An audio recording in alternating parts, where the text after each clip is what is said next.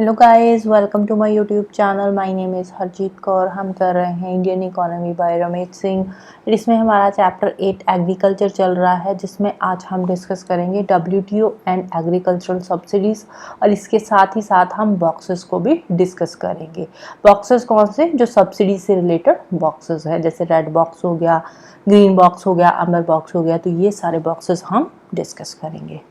तो शुरू करते हैं डब्ल्यूटीओ एंड एग्रीकल्चरल सब्सिडी से। अब एग्रीकल्चरल सब्सिडी क्या होती है? जो गवर्नमेंट एग्रीकल्चर सेक्टर में सब्सिडीज देती है, यानी कि डोमेस्टिक सपोर्ट देती है फार्मर्स को, उसको बोलते हैं एग्रीकल्चरल सब्सिडीज। और ये जो एग्रीकल्चरल सब्सिडीज होती है, इसको डब्ल्यूटीओ की भाषा में क्या बोलते हैं? Aggregate measure of support, AMS. हमारे क्या बोल देते हैं यहाँ पे? Agricultural subsidies. लेकिन डब्ल्यूटीओ इसको क्या बोलता है? Aggregate measure of support, right. तो अब ये डब्ल्यूटीओ का क्या बोलना है? डब्ल्यूटीओ कहता है कि ये जो आप प्रोडक्ट सब्सिडीज दे रहे हो ना, लाइक इंडिया में जो मिनिमम सपोर्ट प्राइस दिया जाता है राइस एंड व्हीट पे या कुछ क्रॉप्स पे, जो भी एमएसपी हमारी सरकार दे रही है, तो ये क्या है? एक तरह की सब्सिडी ही है ना। या इसके अलावा जो भी इनपुट सब्सिडीज दी जाती है, जैसे क्रेडिट पे सब्सिडी देना, मतलब जो फार्मर्स को लोन दिया जाता है at low rate of interest, उसको बोलते हैं क्रेडिट पे सब्सिडी देना। इसके अलावा फर्टिलाइजर्स पे सब्सिडी दी जा रही है, इरिगेशन पे, पावर पे। तो ये इन सब चीज़ों पे जो सब्सिडी दे रहे हैं ना, इससे क्या होता है? जो फार्मिंग की कॉस्ट ऑफ प्रोडक्शन है वो कम हो जाती है।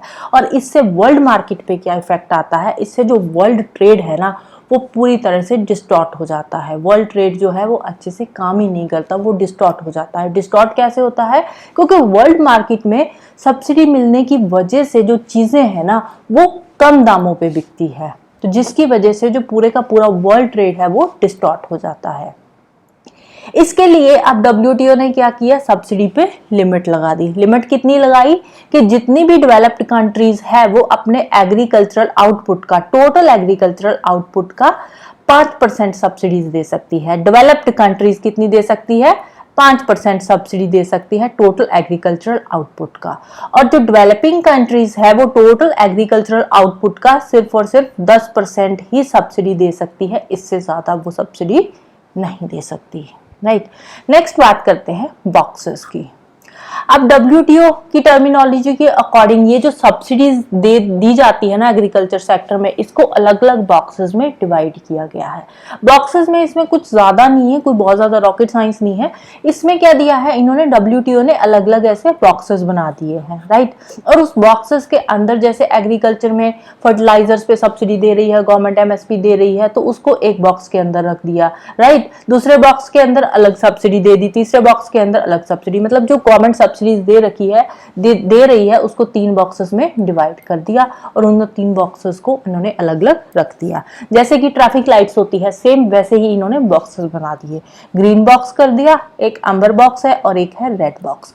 ग्रीन बॉक्स के अंडर जो सब्सिडीज दी जाती है ना, उसको गवर्नमेंट ने, डब्ल्यूटीओ ने प्रॉपर परमिशन दे रखी है, उस पर डब्ल्यूटीओ ने कोई भी लिमिट नहीं लगाई। डब्ल्यूटीओ का क्या मानना है कि जो ग्रीन बॉक्स के अंदर सब्सिडीज आती है, अब देखो कौन कौन सी सब्सिडीज आती है, इसको हम अभी थोड़ी देर में डिस्कस करेंगे, राइट। अभी के लिए आप सिर्फ और सिर्फ बॉक्सेस को ही समझ लो। अब डब्ल्यूटीओ का क्या मानना है कि जो ग्रीन बॉक्स के अंडर सब्सिडी आती है ना, तो उस पर पूरी परमिशन दे दी है डब्ल्यूटीओ ने कि आप जितनी चाहो सब्सिडी दे सकते हो, इस पर कोई रोक टोक नहीं है। ऐसे कोई जरूरी नहीं है कि एग्रीकल्चरल आउटपुट का आप 5% या 10% या 15% ही सब्सिडी दे सकते हो ग्रीन बॉक्स की। तो ग्रीन बॉक्स के अंडर आप कितनी भी सब्सिडी दे सकते हो, इस पर कोई लिमिट नहीं है। एम्बर बॉक्स के अंडर जो जितनी भी सब्सिडीज आती है, उसको डब्ल्यूटीओ ने बोला है कि उसको थोड़ा कम करने की जरूरत है, स्लो डाउन करने की जरूरत है, रिड्यूस करने की जरूरत है, राइट। एम्बर बॉक्स के बाद एक और बॉक्स आता है जिसको बोलते हैं ब्लू बॉक्स। तो ब्लू बॉक्स की सब्सिडीज क्या होती है, इसको भी हम डिस्कस करेंगे। फिर जो रेड बॉक्स के अंडर सब्सिडीज आती है, तो डब्ल्यूटीओ का मानना है कि इसको रोकने की जरूरत है, क्योंकि जो रेड बॉक्स वाली सब्सिडीज है वो अच्छी नहीं है, वो मार्केट को डिस्टॉर्ट कर देती है। लेकिन अगर हम बात करें कि जो हमारा एग्रीकल्चर सेक्टर है ना, बहुत ही कॉम्प्लिकेटेड सी चीज आ जाती है एग्रीकल्चर सेक्टर में, और जो डब्ल्यूटीओ ने हमारे एग्रीकल्चरल सब्सिडीज पे जो भी प्रोविजंस लगाए हुए हैं हमारे एग्रीकल्चर सेक्टर में, जितने भी प्रोविजंस कंट्रीज पे थोपे हुए हैं, तो वो भी एक तरह की रेड बॉक्स सब्सिडी जैसे ही है, जो कि डब्ल्यूटीओ को नहीं लगाने चाहिए। क्योंकि अगर हम यहाँ पे बात करें ना डब्ल्यूटीओ की, तो डब्ल्यूटीओ यहाँ पे एक तरह से बायस्ड है। डेवलपिंग कंट्रीज को वो फेवर नहीं कर रहा डब्ल्यूटीओ, जो डेवलप्ड कंट्रीज है उसको वो फेवर कर रहा है डब्ल्यूटीओ भी, राइट। तो यहाँ पे जो डब्ल्यूटीओ के प्रोविजंस है ना, ये बहुत गलत है, रेड बॉक्स की तरह है, इनको खत्म करने की जरूरत है, राइट। अब अगर हम देखें तो ये जो सब्सिडीज है, जो हम इंडिविजुअली अलग अलग देख रहे हैं सब्सिडीज, ये कहीं ना कहीं आपस में कनेक्टेड है। और सारी की सारी जितनी भी सब्सिडीज दी जाती है, इन सब का एक ही ऑब्जेक्टिव है। क्या ऑब्जेक्टिव है? एग्रीकल्चर सेक्टर को बढ़ावा देना, एग्रीकल्चर सेक्टर को थोड़ा बूस्ट अप करना, राइट। अब एक एक करके सब्सिडीज को समझते हैं। सबसे पहले आती है एम्बर बॉक्स सब्सिडी। अब एम्बर बॉक्स की जो सब्सिडी है, इसका क्या मानना है कि ये प्रोडक्शन को डिस्टॉर्ट करती है, जो वर्ल्ड ट्रेड है उसको भी डिस्टॉर्ट करती है। इसीलिए एग्रीकल्चर बॉक्स के अंडर जो एग्रीकल्चरल सब्सिडीज आती है उसको थोड़ा कम करने की जरूरत है। इस पे डब्ल्यूटीओ ने लिमिट्स भी लगाई है। तो एम्बर बॉक्स के अंडर कौन कौन सी सब्सिडीज आती है? एम्बर बॉक्स के अंडर आता है मिनिमम सपोर्ट प्राइस, एमएसपी। जैसे इंडिया में एमएसपी दिया जाता है राइस पे, वीट पे या और क्रॉप्स पे, तो एमएसपी क्या है? ये एम्बर बॉक्स की सब्सिडी है। इसके अलावा बहुत सारी और भी सब्सिडीज दी जाती है प्रोडक्शन क्वांटिटीज पे, जैसे पावर पे सब्सिडी दी जाती है, फर्टिलाइजर्स पे, पेस्टिसाइड्स पे, इरिगेशन पे। तो ये सारी की सारी जो सब्सिडीज है ये आती है एम्बर बॉक्स के अंदर। तो डब्ल्यूटीओ ने क्या प्रोविजंस लगाए कि एम्बर बॉक्स के अंदर जो सब्सिडीज आती है उस पर लिमिट लगा दी। कितनी लिमिट लगाई? सेम वही लिमिट है। डेवलप्ड कंट्री जो है ये कितनी सब्सिडी दे सकती है? टोटल एग्रीकल्चरल प्रोडक्शन का 5% दे सकती है, और जो डेवलपिंग कंट्रीज है वो 10% सब्सिडी दे सकती है पर एनम, राइट। और क्या बोला? अब देखो, इसमें डब्ल्यूटीओ ने इस पे लिमिट्स लगा दी। इसका मतलब क्या है कि ये जो सब्सिडीज दी जाती है प्रोडक्शन प्रमोशन के लिए, तो ये सब्सिडी आप सिर्फ और सिर्फ एक लिमिटेड लेवल तक ही दे सकते हो, इससे और ज्यादा आप सब्सिडी एग्रीकल्चर पे नहीं दे सकते। तो करंट निगोशिएशंस के अकॉर्डिंग अगर हम देखें तो बहुत सारे एक्सपर्ट्स आए, इकोनॉमिस्ट आए, उन्होंने अपने अपने व्यू पॉइंट्स दिए। तो उन्होंने भी फिर अलग अलग अपने अपने जो उनके व्यू पॉइंट्स थे उन्होंने बताए, उन्होंने बोला। अब कोई बोल रहा है, कोई कंट्री के जो एक्सपर्ट्स है वो बोल रहे हैं कि प्रोडक्ट्स जो स्पेसिफिक सब्सिडीज है उनको सेट किया जाए। कोई बोल रहे हैं कि एग्रीगेट जो मेथड्स है सब्सिडीज का वही सही है, आप एग्रीगेट मेथड्स को ही फॉलो करो, ऐसे प्रोडक्ट स्पेसिफिक सब्सिडीज को फॉलो करने की जरूरत नहीं है। तो सारी कंट्रीज के जो एक्सपर्ट्स हैं उनके अपने अपने व्यू पॉइंट्स हैं यहाँ पे, राइट। नेक्स्ट बात करते हैं ब्लू बॉक्स की। अब ब्लू बॉक्स क्या है? ब्लू बॉक्स एक तरह का एम्बर बॉक्स ही है। एम्बर बॉक्स के ऊपर जब कंडीशंस लगा दी जाती है तो वो जो सब्सिडी आती है वो आती है ब्लू बॉक्स में, राइट।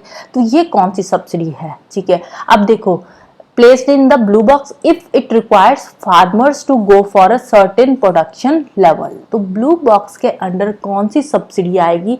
ब्लू बॉक्स के अंडर वो सब्सिडी आएगी जहां पे फार्मर्स को एक सर्टेन प्रोडक्शन लेवल तक प्रोडक्शन करने के लिए बोला जाएगा। वहां पे जो सब्सिडी आएगी वो ब्लू बॉक्स के अंडर आएगी, राइट। फॉर एग्जाम्पल, ऐसे समझ नहीं आएगी, एग्जाम्पल लेकर हम समझते हैं। फॉर एग्जाम्पल, अगर वैसे ही नॉर्मल एग्रीकल्चर चल रहा है, जितनी आपकी प्रोडक्शन हो रही है, ठीक है, कोई लिमिट नहीं है कि आपको इतना ही प्रोड्यूस करना है, वीट है, राइस है, या कोई भी सीरियल क्रॉप्स है, कोई भी क्रॉप्स है, कोई आपके ऊपर लिमिट नहीं है, आप जितना चाहो प्रोड्यूस कर सकते हो। जितनी प्रोडक्शन नॉर्मल हो रही है एग्रीकल्चर से, वो प्रोडक्शन हो रही है नॉर्मल, तो उस केस में जो सब्सिडी दी जाती है वो आती है एम्बर बॉक्स के अंडर, ठीक है। उस केस में जो फर्टिलाइजर्स पे, पेस्टिसाइड्स पे या एमएसपी जो सब्सिडी दी जाती है वो आती है एम्बर बॉक्स के अंदर। बट कभी कभार क्या होता है, जो गवर्नमेंट है ना, गवर्नमेंट कुछ कंडीशंस सेट कर देती है फार्मर्स के लिए। गवर्नमेंट फार्मर्स को क्या बोलती है कि इस साल गवर्नमेंट ने फार्मर को बोला कि इस साल आपकी जो प्रोडक्शन है ना, उस प्रोडक्शन को अपने इंक्रीज करना है। इस साल जो प्रोडक्शन होएगी एक सर्टेन लेवल तक इंक्रीज होएगी। फॉर एग्जाम्पल, कितनी इंक्रीज करनी है? फॉर एग्जाम्पल, अगर हर साल कोई भी 10 टन या 20 टन की प्रोडक्शन होती है, तो इस बार जो प्रोडक्शन होएगी वो कितनी होएगी? 50 टन की प्रोडक्शन होगी। तो उस केस में जो सब्सिडी दी जाएगी, अब यहाँ पे क्या बोला, गवर्नमेंट ने फार्मर पे कंडीशन लगा दी। फार्मर पे क्या कंडीशन लगाई है फार्मर को बोला कि आप अपनी प्रोडक्शन को इंक्रीज करो, पहले से इंक्रीज करो। अगर पहले आपकी प्रोडक्शन 30 टन होती है या 40 टन होती है तो इस बार जो आपकी प्रोडक्शन होगी वो 50 टन होनी चाहिए। ठीक है, प्रोडक्शन लेवल को बढ़ाने की बात बोली है फार्मर्स को। तो इस केस में जो सब्सिडी दी जाएगी ना फर्टिलाइजर्स पे, पेस्टिसाइड्स पे या एमएसपी, इस केस में जो सब्सिडी दी जाती है वो सब्सिडी आती है ब्लू बॉक्स के अंडर, राइट। और ये वाली सब्सिडी दी क्यों जाती है? यहाँ पे डायरेक्ट पेमेंट्स करी जाती है। इस सब्सिडी में क्या होता है, डायरेक्ट पेमेंट्स करी जाती है, राइट। तो डायरेक्टली जो गवर्नमेंट है वो फार्मर्स को पैसा देता है। क्यों देती है गवर्नमेंट फार्मर्स को डायरेक्टली पैसा? सो दैट कि हमारा जो एग्रीकल्चर सेक्टर है उसको इनकरेज किया जा सके और रूरल डेवलपमेंट करी जा सके, राइट। एट प्रेजेंट अगर हम बात करें तो ब्लू बॉक्स के अंडर जो सब्सिडीज आती है उस पर कोई भी लिमिट नहीं है। ब्लू बॉक्स की सब्सिडी के ऊपर कोई लिमिट नहीं है। बट फिर से जो ब्लू बॉक्स के अंडर सब्सिडीज आती है इस पे अलग अलग कंट्रीज के अलग अलग व्यू पॉइंट्स है। कुछ कंट्रीज बोल रही है कि ब्लू बॉक्स की सब्सिडीज के ऊपर लिमिट सेट करनी चाहिए, इसकी जो कमिटमेंट्स है उसको कम करना चाहिए। कुछ कंट्रीज बोल रही है कि नहीं, एम्बर बॉक्स की तरह ब्लू बॉक्स पे सब्सिडीज जो है, जो लिमिट है वो नहीं लगानी चाहिए। तो अलग अलग कंट्रीज के अलग अलग व्यू पॉइंट्स है। कुछ बोल रही है लिमिट्स लगाओ, कुछ बोल रही है लिमिट्स रहने दो लगाने को, राइट। फाइनली बात करते हैं ग्रीन बॉक्स की। ग्रीन बॉक्स जो है ये वर्ल्ड ट्रेड को बिल्कुल भी डिस्टॉर्ट नहीं करती। ग्रीन बॉक्स के अंडर जो सब्सिडीज आती है उसका मिनिमल और no distortion to the world trade, like, right. तो इसमें क्या आता है, इसमें मतलब जो ग्रीन बॉक्स के अंडर सब्सिडीज आ रही है उसमें कोई प्राइस सपोर्ट नहीं मिल रहा, राइट। तो ग्रीन बॉक्स के अंडर जो सब्सिडीज आती है तो कौन सी सब्सिडीज होएगी?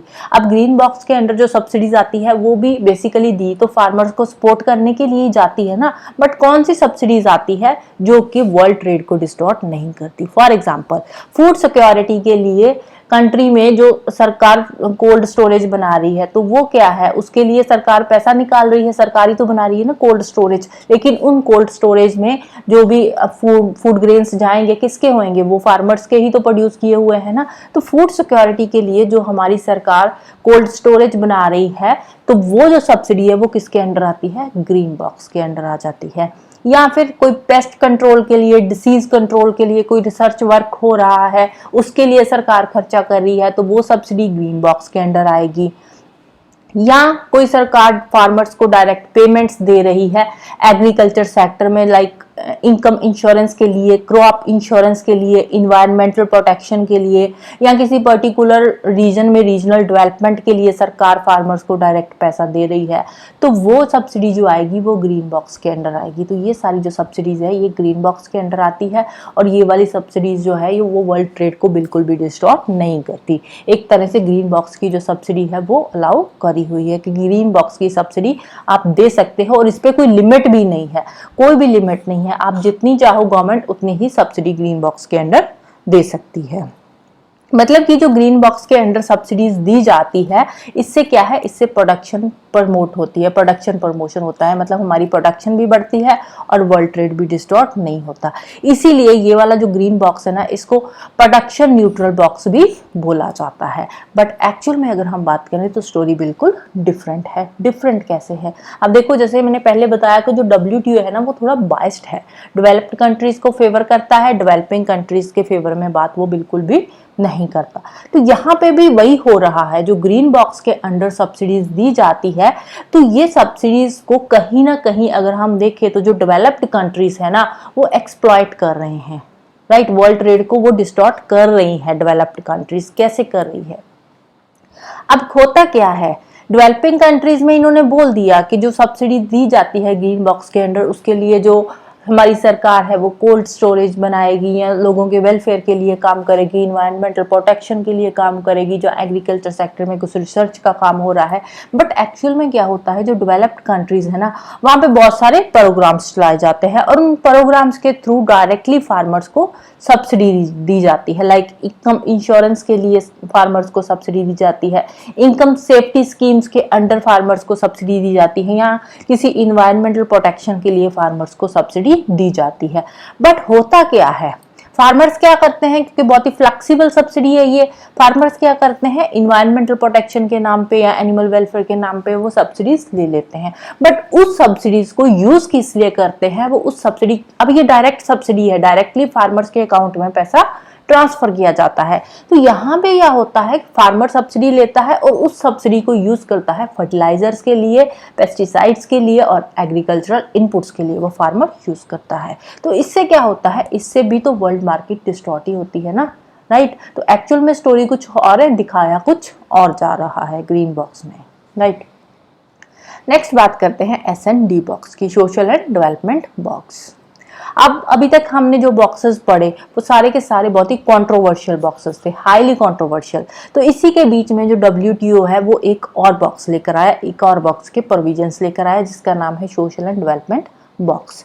तो इस बॉक्स के अंडर जो डेवलपिंग कंट्रीज है वहां पे एग्रीकल्चर सेक्टर में कुछ सब्सिडीज को अलाउ किया गया है अंडर सर्टेन कंडीशंस।